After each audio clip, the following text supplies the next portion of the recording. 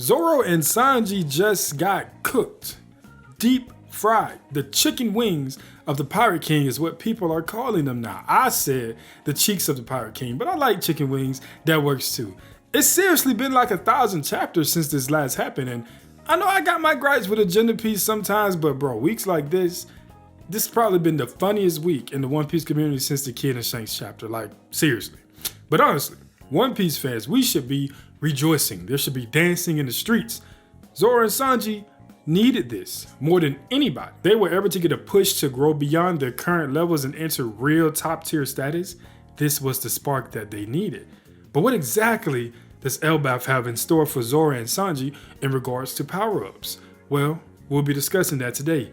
Let's cook. But before I continue, I wanted to go ahead and plug this in after the intro because usually I wait until the end of the video to ask for a like and subscribe, but most people don't make it until the very end of the video. I am on the grind right now for 500 subscribers. Once we make it there, I'm gonna do weekly or bi-weekly streams where I bring back my OG call-in show where people can call, whether it's live or leave voicemails, and we react to them as a community.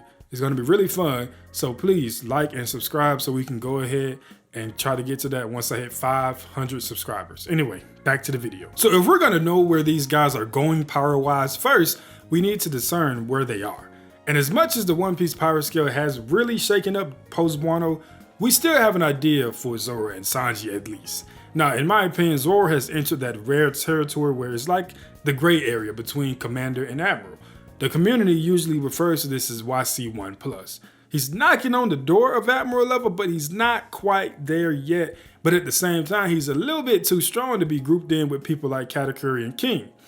Some other characters in this tier you can look at and say Yamato, Sabo, people like that. Sanji, on the other hand, though, he's probably more definitively in the YC1 area. Now, arguably, I would also say you can say he's YC1+, but he doesn't have the concrete feats to really just put him in that tier. Like him easily dispatching Queen, who is a certified YC2, shows that he is definitely stronger than YC2s, and he can be mentioned with people like King and Katakuri, but I don't think he has had the definite like combat prowess feats to just really slap him undeniably ahead of them. Now, me personally, I think he's stronger and it's pretty easy, but you know, the community needs something spoon-fed to them, especially when it comes to Sanji. So that's where we are with him. But in reality, it can go either way. But now that we've established where they are, let's figure out where they need to be. So to me, post Elbaf, Zoro and Sanji need to be Admiral level at a minimum. I don't expect a 2-year time skip type buff, but I do expect a mastery of already established skills to shoot them into new territories.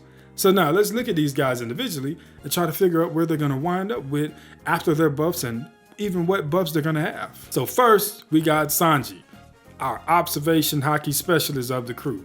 And unfortunately, he does not have advanced observation hockey. That is the first thing before Sanji gets any type of upgrade. He needs future sight. There is no excuse at this point for Sanji to not already have future sight. So the next thing on the list has to be some form of advanced hockey at least. I don't think Rio has much value anymore after the introduction of advanced Conqueror's hockey or Conqueror's coding, whatever you want to call it.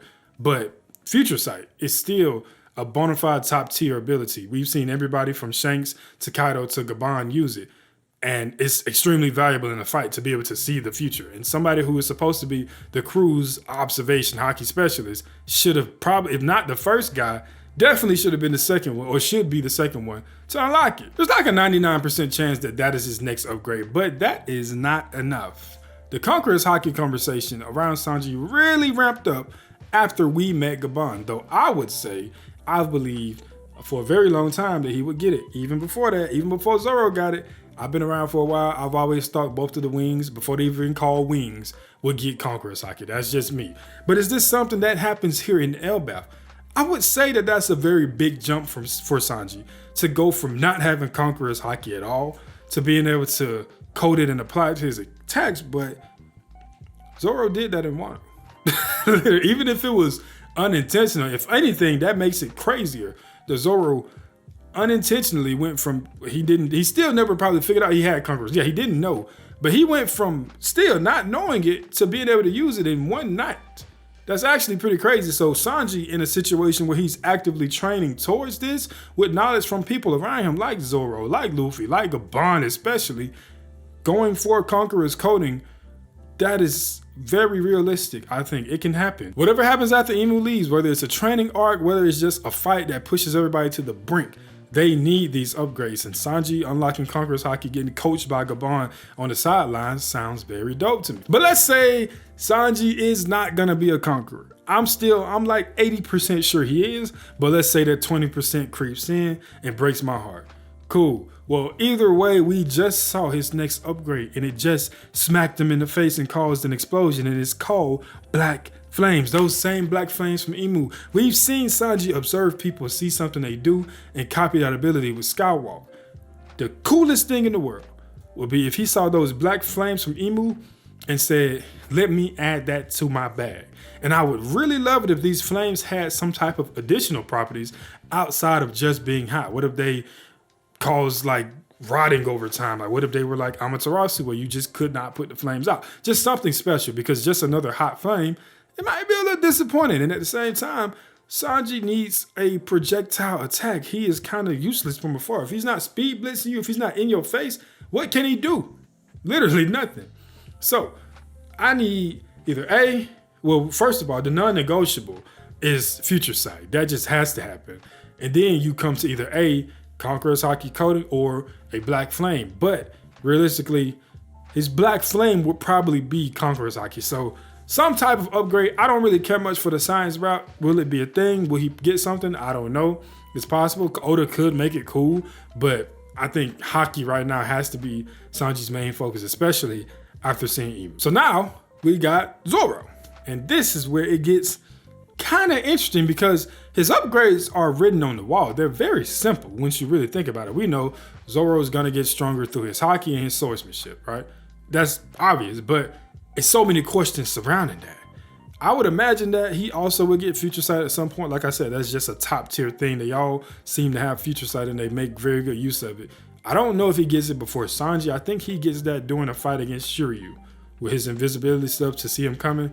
So that's probably not going to be something that happens in Elbaf. But one thing I do love about Zoro is that his upgrades are kind of telegraphed through his future fights. And I'll explain what I mean by that in a few. So he was already scolded by Gabon about his haki usage. There's no benefit to having the very peak of haki if you don't know how to use it or you don't even know you have it. So this is going to be something that he's actively working on. I know for a fact going forward, Zoro is going to be very mindful of how he uses his haki, but we all know what we really want to see, and that is a black blade. But the question is when, the question is how, the question is which, the question is where, who. Does Zoro unlock 3 black blades at once? 3 black blades at once? Does he unlock 1 but in back-to-back arcs? I'm kind of leaning that way. I don't think he's going to do all 3 at once, because I think all 3 require a different type of very specific sacrifice. I think black blades are going to be something that just goes beyond just, strong haki go into weapon, because if that was the case, there would be a lot more black blades walking around. I think there's a very specific sacrifice that only people that want to reach the pinnacle of swordsmanship were willing to sacrifice. That being a Ryuma, that being a Mihawk, and that is going to be a Zoro. So if it's a sacrifice or maybe some sort of trial that you have to do to just fully become in tune with your blade. But this is a trial or a sacrifice that Zoro is going to have to go to 3 times. And I'm willing to bet all 291 of my subs that Zoro leaves Elbaf with a black blade, and it will be none other than Enma. Yes, Enma. I think that's going to be his first black blade. And I only say that because it's the sword that he has the least attachment to, but it's also the one that has seen the most battle history. Plus, I see it a route for the others, and I kind of was talking about this earlier. I think the Kitetsu blade turns black against Ethan Venus Joro. I think when he's fighting against that other Kitetsu blade, that's when he turned his blade black. And the Wado turns black against Mihawk. It's a perfect full circle moment to have him becoming the world's strongest swordsman so that his name reaches heaven and he turning the very sword that he made that promise with into a black blade. That is cinema, and I know it's gonna happen. So if I had to gamble, Zoro's next tangible power boost comes from him unlocking a black blade, and that to me, I think is gonna be Emma probably at the end of this arc. So with that being said, the Wings have some work to do. I've seen some of the funniest slander in the world, and I think this slander works so much because this is an agenda piece week where it's really just people having fun, because you got Zoro fans frying Zoro, you got Sanji fans frying Sanji. Obviously some people are like, well, why is Zoro getting so much slander compared to Sanji? Well, because y'all put Zoro in crazy conversations, and then when that doesn't happen, it looks crazier. Nobody told you that Sanji was gonna be killing Loki or killing Imu. So if Sanji gets one shot or just cooked by Imu, it's like, hey bro, that's Imu. It happens, that's what's supposed to happen. But y'all put Zoro in these situations, in these conversations that he probably shouldn't be in. We learned this in Wano with Zoro killed Kaido. And when Zoro didn't kill Kaido, and he had a very good fight against King, even though the anime saved that fight, I think the manga fight was mid at best, or at least it was just cool. But people was disappointed because he fought King, but like that was the most obvious route. But when you boost something up to such crazy levels, then the reality hits, and it doesn't hit what you expected, it's gonna feel, it's gonna blow up in your face, bro. Y'all cannot keep throwing Zoro. Like, look, Zoro is the second most important character in One Piece, probably, but it's one nigga right there, Luffy.